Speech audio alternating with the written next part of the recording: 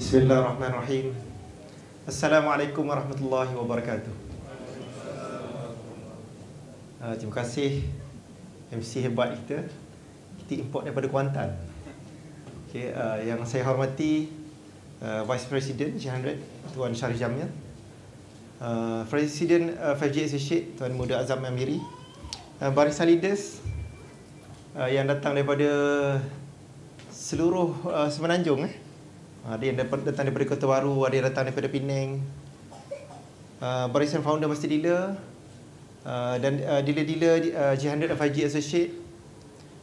Dan hari ini hari untuk tuan-tuan dan puan, iaitu semua peserta membina 1 juta yang pertama di Temerloh. Saya ucapkan tahniah kepada tuan-tuan dan puan yang hadir pada pagi ini. Saya kagum dengan semangat tuan-tuan dan puan. Sebab bulan puasa hujung minggu ni kita buat apa? Masyarakat biasa tidur lah kan, rehat lepas sahur, bangun awal kan, 4:30 dah bangun, ada yang bangun pukul 4, jadi kita peletih. Jadi sebahagiannya akan ambil masa berehat lah pagi ni.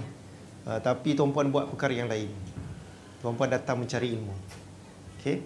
Tuan-puan, untuk ubah kehidupan, kehidupan kita kena bermula dengan ubah diri kita dulu. Ubah kebiasaan kita dulu. Okay.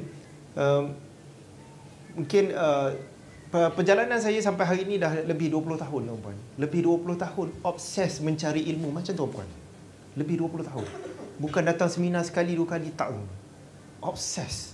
Bukan datang training, bukan datang belajar. Obses, maksudnya betul-betul belajar. Dah lebih 20 tahun, tuan-puan. Okay. Maksudnya kita nak mengubah hidup, mesti kita bermula dengan ilmu dulu.